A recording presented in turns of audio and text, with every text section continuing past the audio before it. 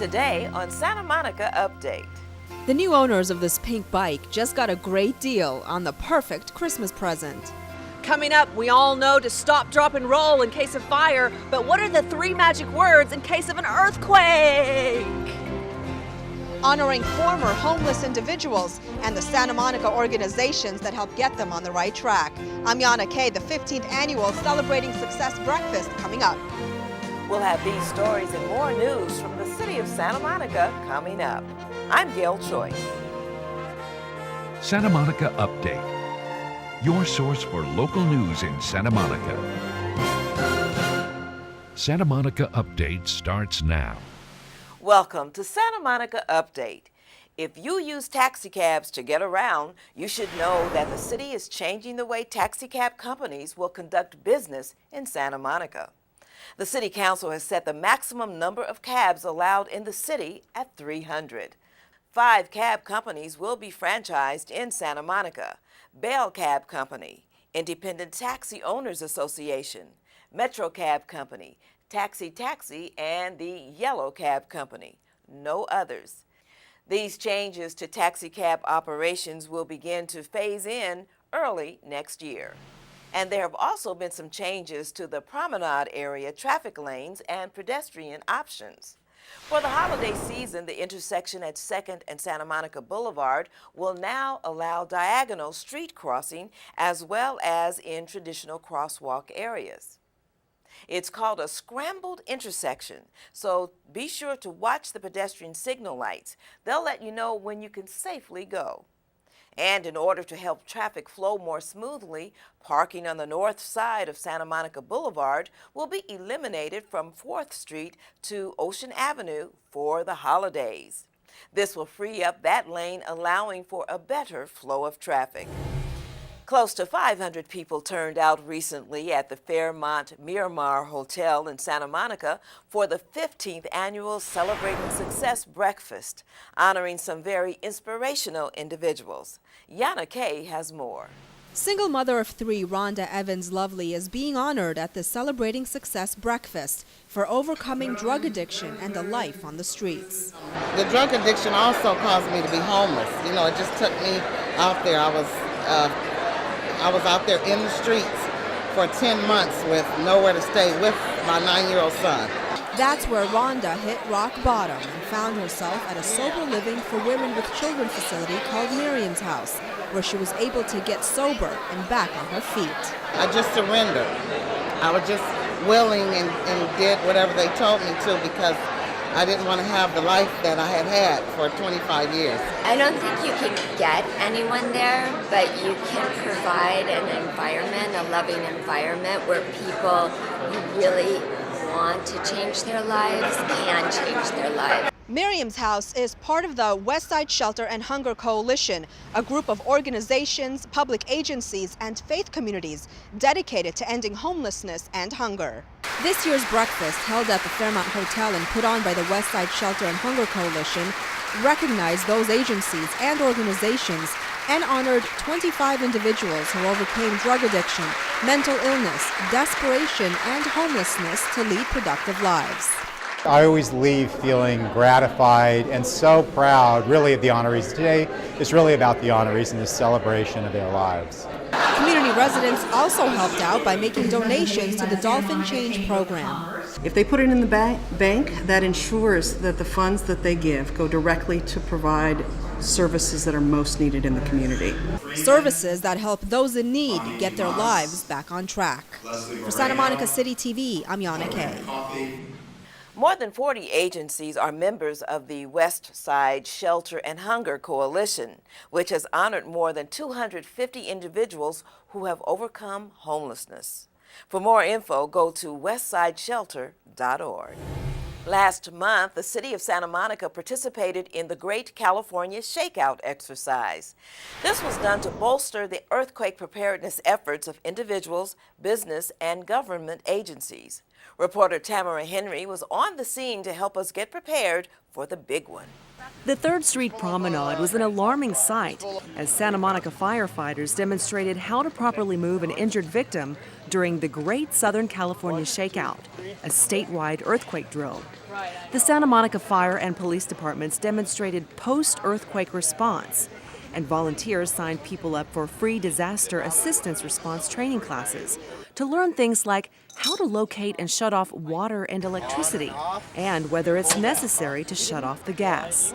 Only if you smell gas leaking in your house or hear rushing of gas. Otherwise, leave the gas alone.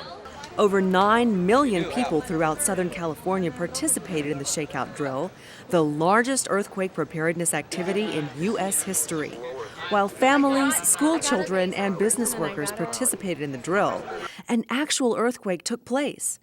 Baja California felt the shaking of a 6.9 magnitude earthquake that was centered in the Gulf of California.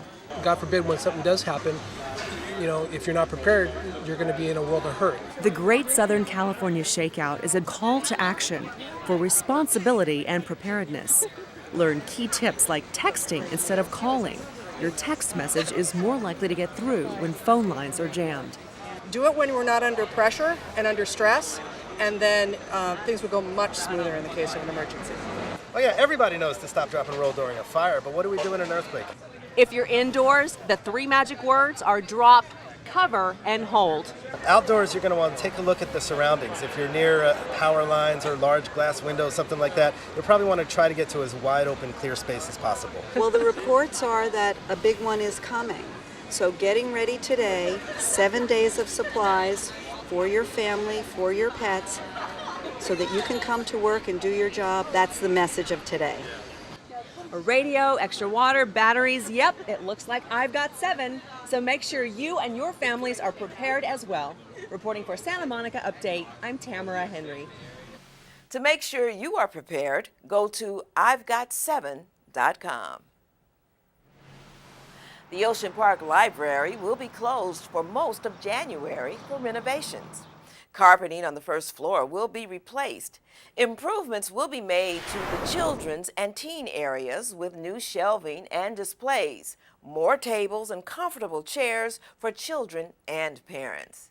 A new shelving arrangement for adult nonfiction will improve the flow and appearance of the area.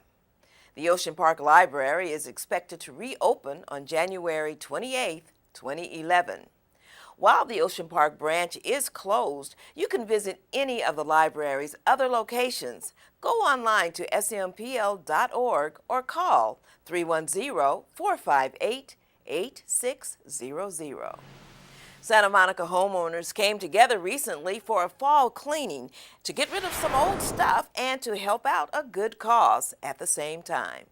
Yana Kay has more on the city's first citywide yard sale.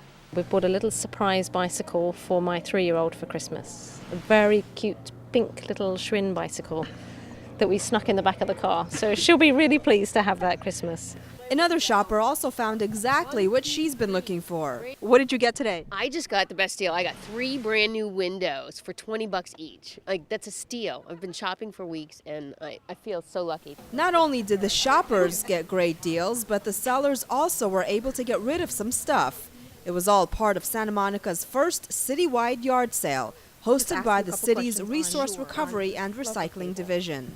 The goal is to promote reuse, to have people divert items from the landfill, and to just kind of think about what do you have and could someone else use it. I think it's a great idea because it makes you do it. Otherwise you're like, oh, I need to have a garage sale. But if all your neighbors do it, it makes you get rid of things. About 85 families signed up to participate in today's citywide yard sale. And many shoppers here say the best part about the yard sales is that many of them are located in one centralized location. It's great because you don't have to get in your car and look at the next address and find it, and it's great when the whole neighborhood will come out, whoever wants to have one. This is wonderful. These ladies were all smiles as they walked away with some name brand purses. But there were also some really big things for sale too, like a 4-burner stove. It was just in my friend's house over, 4 weeks ago, until he got a new stove and gave it to me. Wow, very cool. Yeah, well, so. I hope you find a buyer. Thank you. So do I.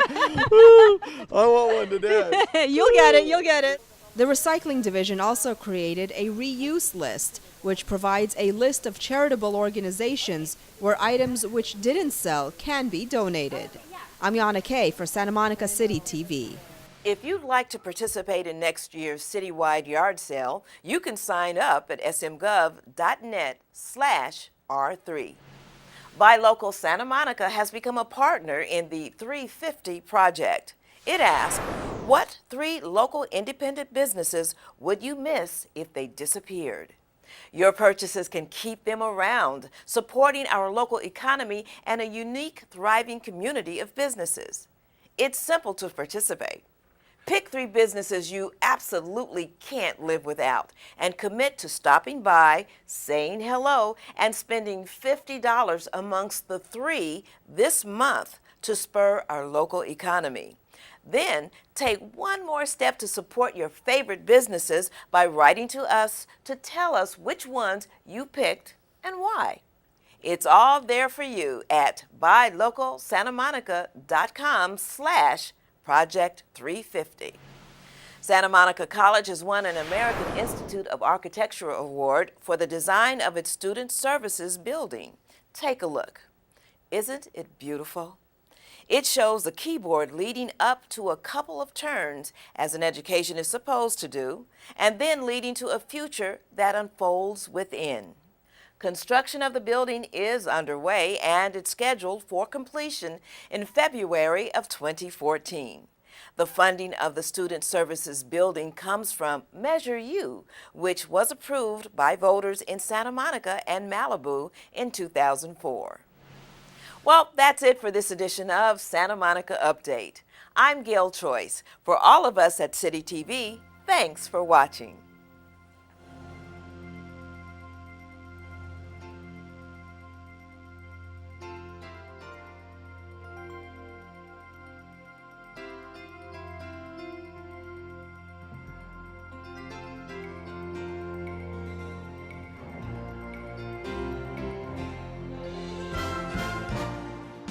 Check it out at the Santa Monica Public Library. Want to move to the head of the class and get ready for the next earthquake drill? The library can help you with that. A good book with an unfortunate title is The Complete Idiot's Guide to Disaster Preparedness. Then there's Just in Case, How to Be Self-Sufficient When the Unexpected Happens. Or perhaps you'd like to examine earthquakes from a historical perspective. In that case, check out Earthquakes in Human History, the far-reaching effects of seismic disruptions. For these and other books, audiobooks, CDs, videos, and DVDs, check out our online catalog at www.smpl.org.